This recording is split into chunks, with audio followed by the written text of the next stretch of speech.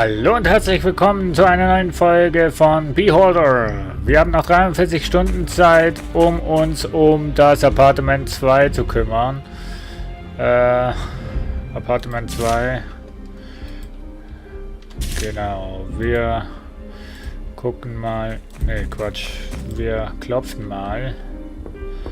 Um nachts um.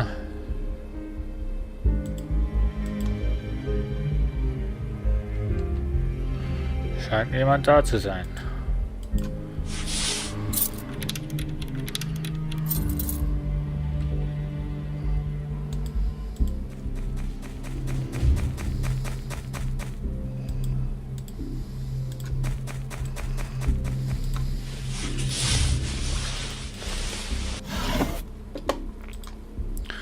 Wie kann ich denn...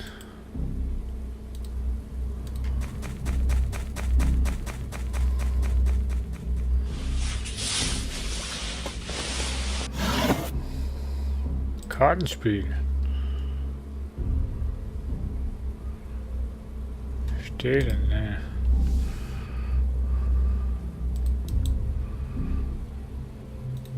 Aber ich...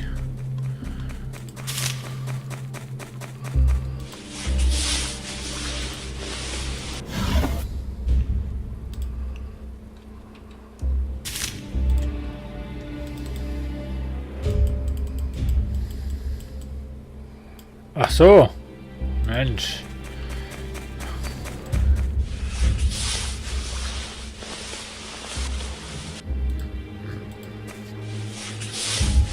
Boah, Patrick. Mit der richtigen Hilfe kann eine kaputte Flasche zu einer gefährlichen Waffe werden. Oh yeah.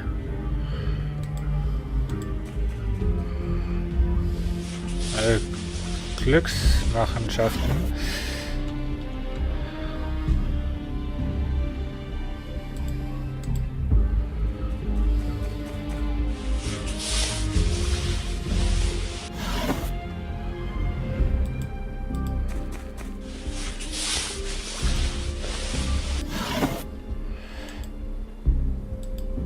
So.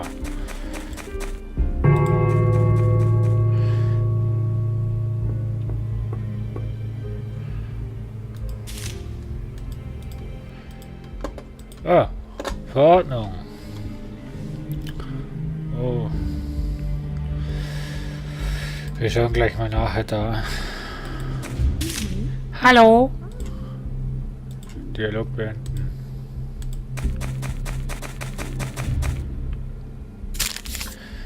Eine Nation, eine Sprache. Das Ministerium für Fürsorge möchte gern die Verwendung der Landessprache fördern. Wir sind eine Nation und sollten auch eine Sprache sprechen, sagt der Minister. Beamte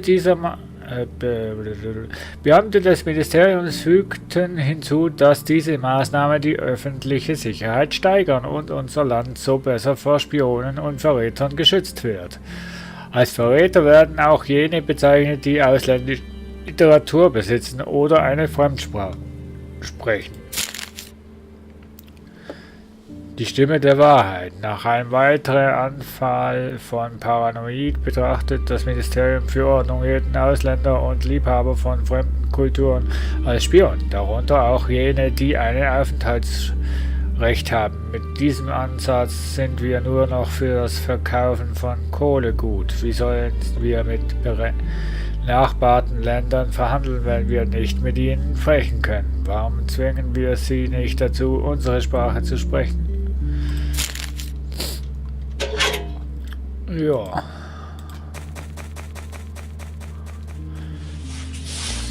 So.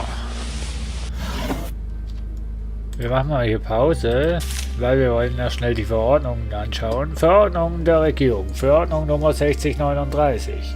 Verordnung vom 1. September. Alle Äpfel müssen vernichtet werden. Es ist illegal, sie zu lagern oder zu konsumieren. Äpfel? Okay. Verordnung vom 1. September. Die Schaffung von politischen Propaganda ist verboten. Stoffrolle und Machtpropaganda. Plakaten. Okay. Keins dieser Sachen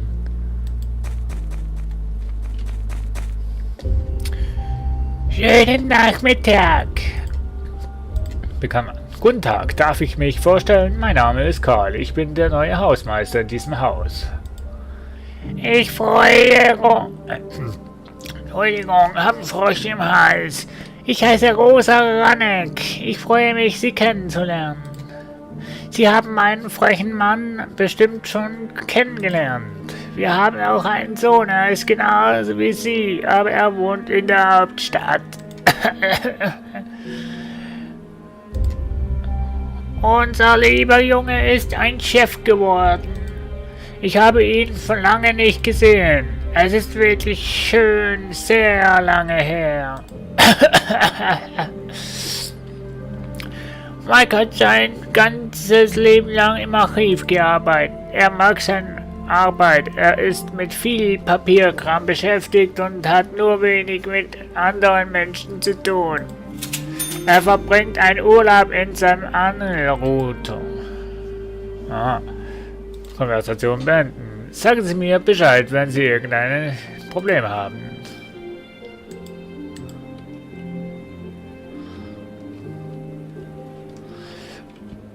Ja. Mit Patrick mal sprechen.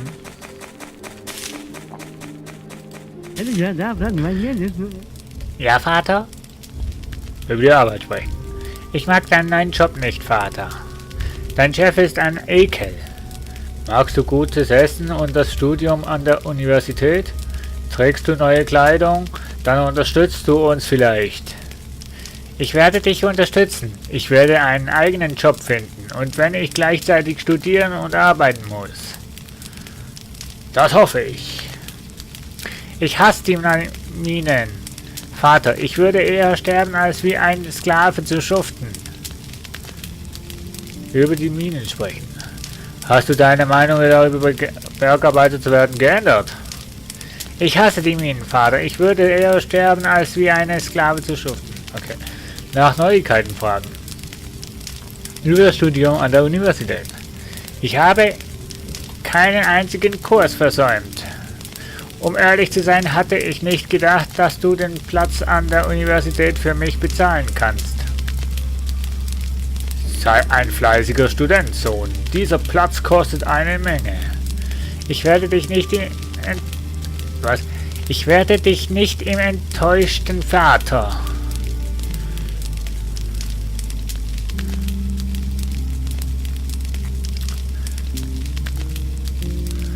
Ich schwöre dir, ich würde flüchten, wenn man mich in eine Mine schickt. Ich hasse die Minen, Vater. Bleib ruhig, ich habe dir 100-mal erklärt, dass Arbeiten in der Mine hart ist, aber hoch respektiert wird. Ich versuche im Haus zu helfen. Ich habe kürzlich mit Martha gespielt. Ja, so habe ich das gern, lieber Sohn. So sehe ich das jeden Tag. Mach weiter so.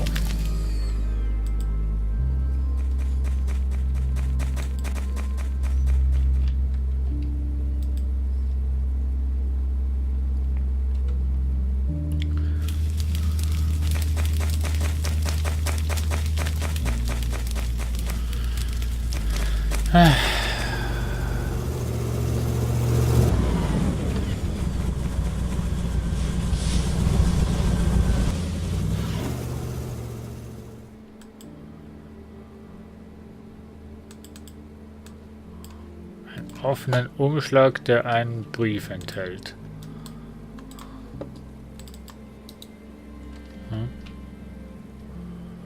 Ah. Halt. Was möchten Sie von dem Archivar? Bekannt machen. Erlauben Sie mir, mich vorzustellen. Mein Name ist Karl. Ich bin der neue Hausmeister des Gebäudes. Mark Ranneck ist ein angesehener Archivar. Ich muss in diesem ekelhaften Wohnung leben. Ich hoffe, Sie bringen hier alles in Ordnung. Ich werde mein Bestes tun. Strengen Sie sich an. Sie brauchen es mehr als ich. Ja, dann fragen wir ihn mal ein bisschen nach seiner Frau aus. Rosa arbeitet in der Kantine. Immer in der Küche. Sie liebt es, Brötchen und Kuchen zu backen. Sie macht das beruflich. Wenn sie in einer Kantine arbeitet, dann ja. Ich wünschte, sie würde nicht nach Kohl riechen. Okay.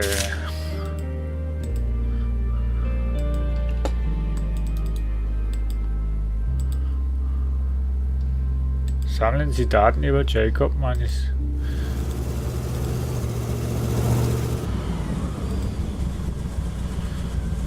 Gut, mit ihm habe ich ja noch nicht gesprochen.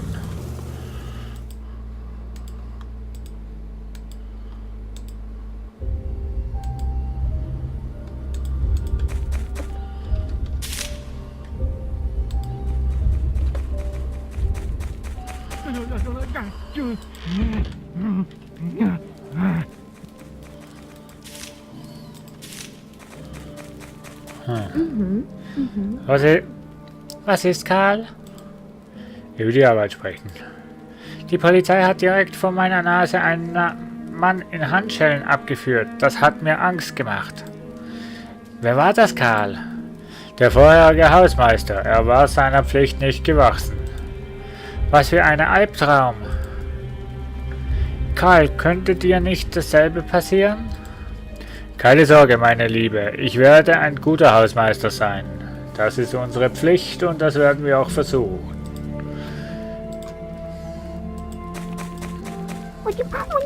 Spielst du mit mir? Nicht jetzt, Martha. Oh, die kleine arme Tochter. Oh, da ist noch ein Raum. Oh, Waschküche.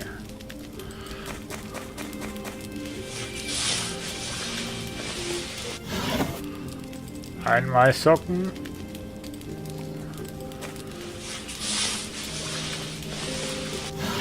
Einmal nichts.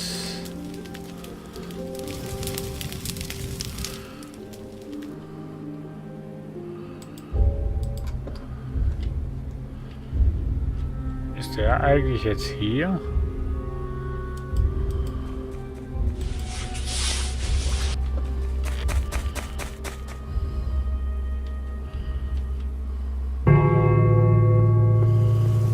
Wie soll ich denn Informationen über ihn finden, wenn er nicht da ist?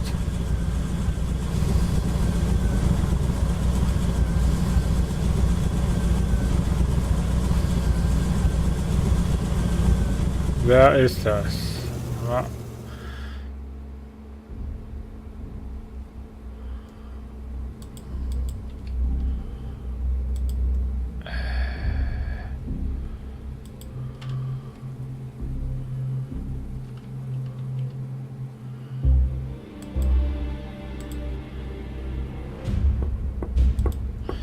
Der ist nicht da.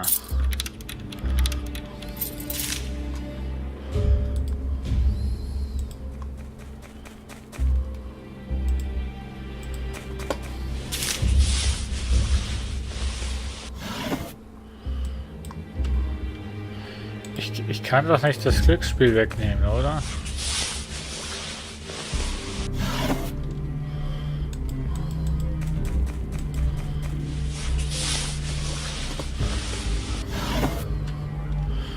Die Flasche kann ich doch auch nicht mitnehmen.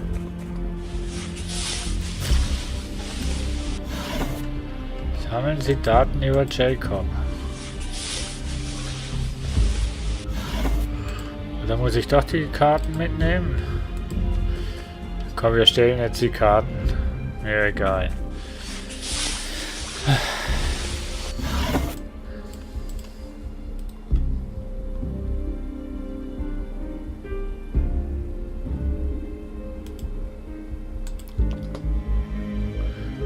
Neue Anordnung.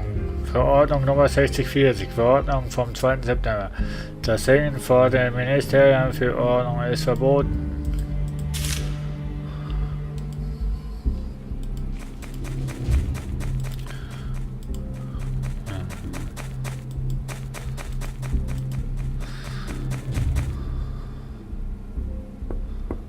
Dieser Jacob, der ist nie zu Hause.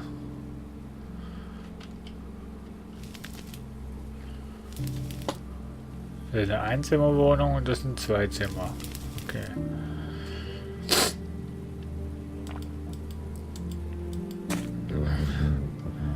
Hallo. Ah, die bringen mir aber auch gar nicht.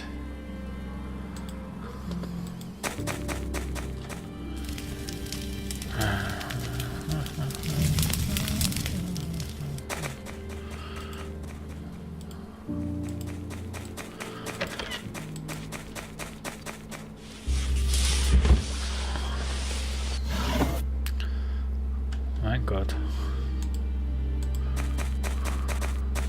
Alle schlafen und nur wir können nicht schlafen.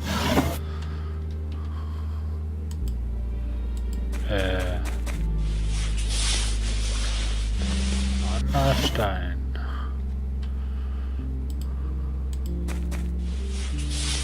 Warum ist sie noch wach?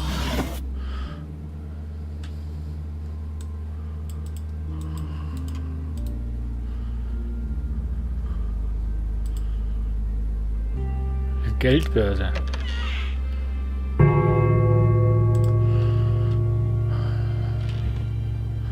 Ist der jetzt zu Hause?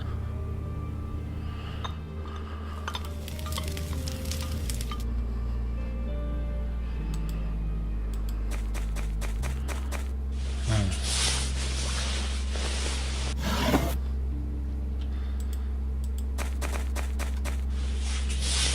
9 Stunden und wir haben noch gar nichts.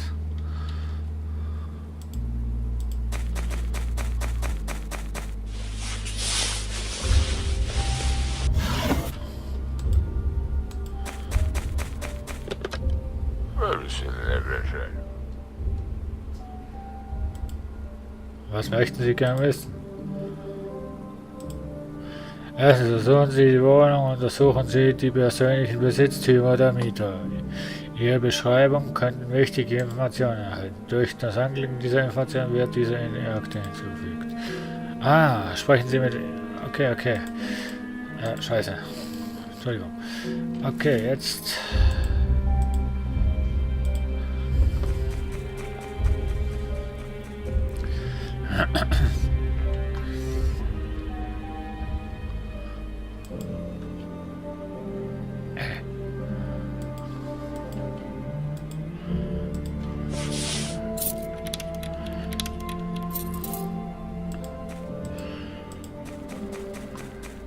So.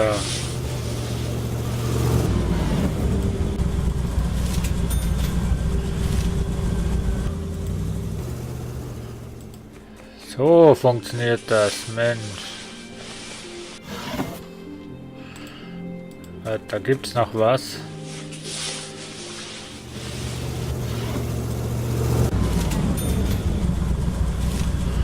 Ich wusste doch nicht, wie das geht, Mensch. So. Wir rufen jetzt im Ministerium an.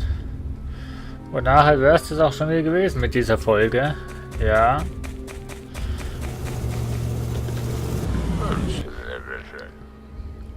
Die Nummer wählen. Eine Aufgabe berichten. Ministerium. Ministerium für Ordnung. Glückwunsch, Ihre erste Aufgabe war ein Erfolg. Ihre Belohnung. $500 und 50 Reputationen. Laut unserer Quellen verstößt Jacob Minischek gegen Staatsanordnungen. Spionieren Sie ihn mit Hilfe der Überwachungskamera aus. Wenn eine Kamera eine illegale Handlung des Mieters feststellt, verändert das Aktionssymbol seine Farbe. Klicken Sie auf das Symbol, um die Beweise der Akte hinzuzufügen. Fügen Sie die gesammelte Beweise Ihrem Bericht hinzu. Okay, 48 Stunden. Das Ministerium Beweise sammeln über Jacob. Jo. Oh, ein Brief. Den schauen wir uns noch an.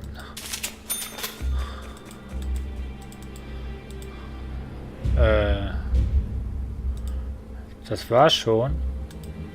Tod durch Nadel. Der Sohn des Leiters der Gewerkschaft für Bergarbeit wurde bewusstlos aufgefunden, nachdem Verbrecher ihn laut Berichten mit Drogen vollgepumpt hatten. Derzeit wird er im Krankenhaus behandelt und rehabilitiert. Das Ministerium für Ordnung rät den Bürgern aufmerksam zu, seine und jegliche Handlungen bezüglich der Herstellung und Verbreitung von Drogen anzuzeigen. Bedenken Sie, Ihr Kind könnte das nächste Opfer sein. Die Stimme der Wahrheit. Drogen sind ein großes Problem in unserer Gesellschaft. Wir hätten uns schon viel früher darum kümmern und nicht erst warten sollen, bis ein VIP im Schwierigkeitsgrad gerät. Im Übrigen ist das nicht der erste bekannte Sohn, der im Mittelpunkt eines Skandals steht. War er wirklich ein Opfer? Ja. So. Jetzt machen wir hier den Bericht und dann beenden wir auch die Folge schon. Die ist jetzt ein bisschen länger gewesen. So. Einen Bericht schreiben. Herr, wo ist er denn? Jacob Manisch lebt in Wohnung Nummer 2 in der Kruszwitzstraße 9. Verstößt gegen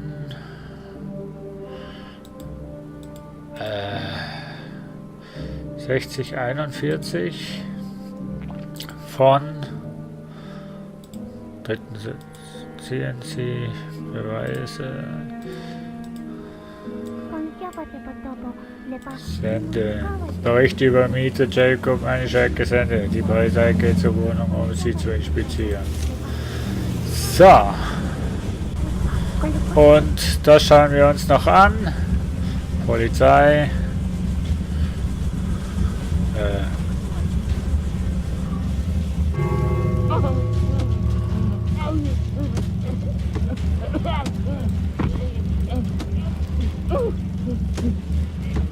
Oh, die arme Frau muss das natürlich mit ansehen.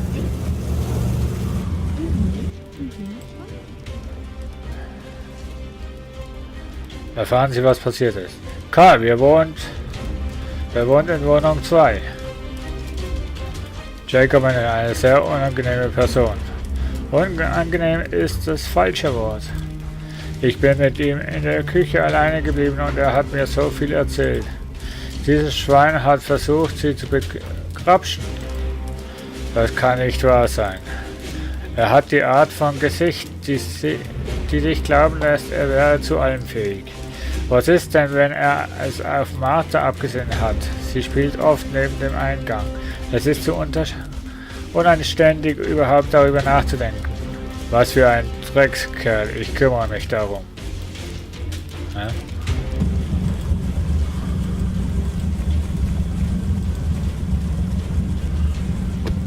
Ja, gut. Da wäre er abgeführt. Und wir sagen tschüss, ciao, ciao, bis zum nächsten Mal. Tschüss.